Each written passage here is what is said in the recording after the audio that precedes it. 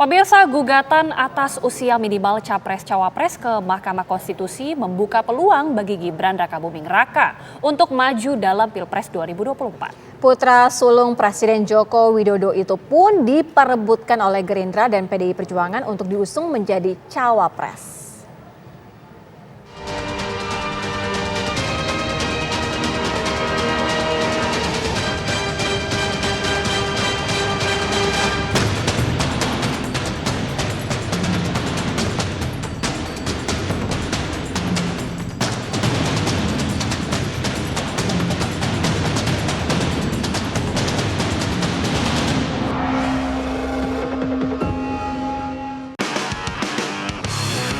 Putra sulung Presiden Joko Widodo, Gibran Rakabuming Raka berpeluang maju dalam Pilpres 2024. Peluang itu menyeruak setelah muncul gugatan atas aturan usia minimal Capres-Cawapres ke Mahkamah Konstitusi.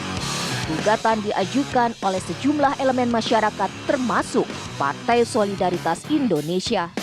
Mereka menggugat perubahan syarat usia minimal Cawapres dari 40 tahun menjadi 35 tahun. Jika Mahkamah Konstitusi mengabulkan gugatan batas usia minimal Capres-Cawapres, karpet merah tergelar untuk wali kota Solo tersebut. Meski belum ada putusan MK, dua partai besar yang menjadi lokomotif di masing-masing koalisi terang-terangan menginginkan Gibran menjadi Cawapres. Partai Gerindra sejak awal dikabarkan ngebet memasang Prabowo dengan Gibran. Mereka menilai putra Presiden Jokowi itu sebagai tokoh muda yang sangat menonjol. Pak Wali, Mas Wali Gibran adalah sosok anak muda yang sangat menonjol. Di usia yang muda beliau sudah menunjukkan kepemimpinan yang matang. Prestasinya signifikan, bagus, berhasil menang di Wali Kota Solo dan ketika memimpin menunjukkan kinerja yang luar biasa. Keseharian beliau juga bagus, ya, menjadi menonjol, menyampaikan pikiran-pikirannya melalui media sosial dengan baik dan menjadi ikon anak muda saat ini. Itu sosok Mas Gibran di mata kami Partai Gerindra. PDIP sebagai tempat Gibran bernaung dalam karir politiknya tak mau ketinggalan. Ketua DPP PDIP Puan Maharani menyatakan Gibran berpeluang besar menjadi cawapres bagi Ganjar. Kita mencermati hal tersebut, jadi ya kalau memang kemudian di MK-nya kemudian disetujui untuk ada calon wakil presiden di bawah 40 tahun, ya mungkin saja bisa kemungkinan Mas Gibran yang maju. Munculnya nama Gibran bukanlah sebuah bintang yang jatuh begitu saja dari langit. Pakar politik Ahmad Khairul Umam menilai Gibran menjadi titik temu atas kebuntuan dalam negosiasi politik di Koalisi Kebangkitan Indonesia Raya. Masuknya PAN yang mengajukan Erick Thohir memunculkan dua nominasi cawapres selain Muhaimin Iskandar. Erick Thohir yang diajukan PAN merepresentasikan kekuatan Muhammadiyah, sedangkan Caimin dinilai menjadi perwakilan NU. Salah satu titik temu yang kemudian diharapkan bisa menjadi titik kompromi dalam konteks itu adalah Gibran. Karena Gibran dianggap kemudian bisa menjadi pendamai dari faksi-faksi yang memiliki agenda kepentingan yang berbeda. PKB tentu pencapresan Caimin, kemudian PAN pencapresan Pak Erick Thohir. Maka kemudian dengan munculnya nama Gibran itu diharapkan bisa mencairkan seluruh kekuatan yang ada di Koalisi Kebangkitan Indonesia Raya plus Golkar dan PAN saat ini. Nah, maka hal itu bukan sebuah ide kosong karena pasca munculnya nama Gibran, langkah-langkah politik juga dilakukan secara sistematis. Salah satunya dari PSI juga langsung melakukan judicial review di Mahkamah Konstitusi. Salah satunya adalah betul-betul menseriusi agenda pencapresan Gibran. Sebagai representasi keluarga Presiden Jokowi, Gibran akan memberikan sejumlah keuntungan bagi Prabowo dalam ajang Pilpres keempatnya. Selain mendapat dukungan politik yang luar biasa, Gibran akan menjadi pendulang suara di Jawa Tengah dan daerah istimewa Yogyakarta yang selama ini tidak pernah dimenangkan oleh Prabowo. Gibran juga dianggap sebagai representasi dari keluarga Jokowi.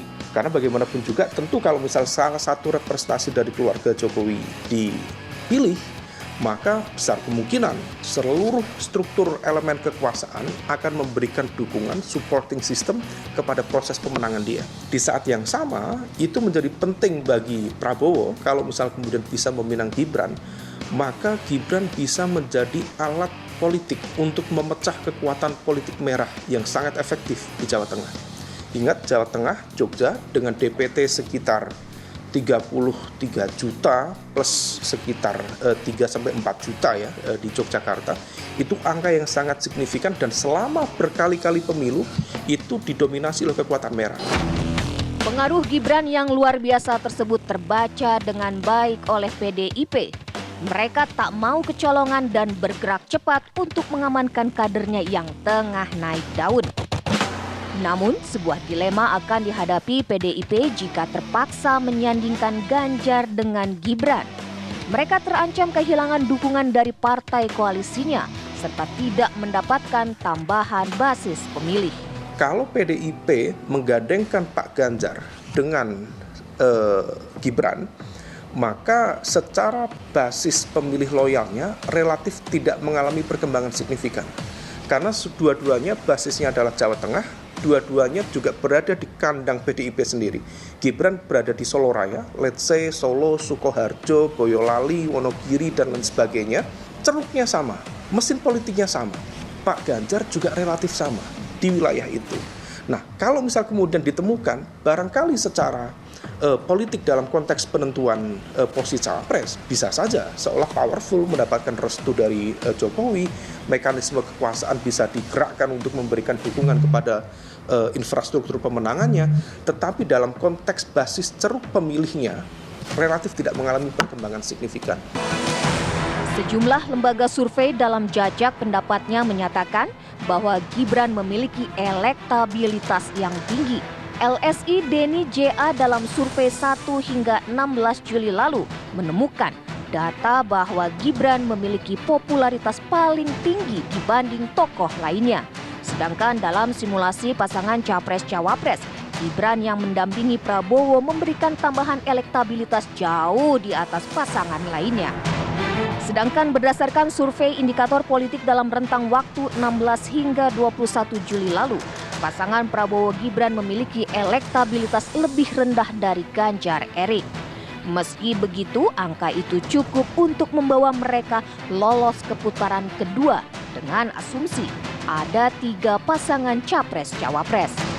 Lalu bagaimana tanggapan Gibran atas peluangnya menjadi Cawapres, khususnya mendampingi Prabowo?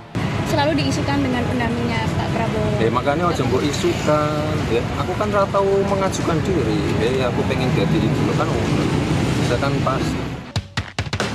Meski Gibran enggan mengomentari peluangnya maju dalam Pilpres 2024, sebuah sinyal kuat diberikan oleh Prabowo Subianto.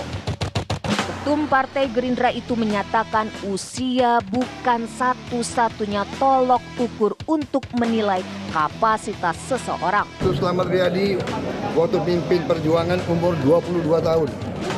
Bisa berhadapan dengan Jepang. Ya. Kalau untuk usia itu bukan usia, jiwanya yang penting. Untuk Selamat. sidangnya gimana Pak, gugatannya Pak? Ya tanya aja sana. Pendapatnya jenengan Pak, gimana Pak? Tanya aja. Terima kasih. Akankah Gibran Raka Buming Raka melenggang ke dalam kancah Pilpres 2024 nanti?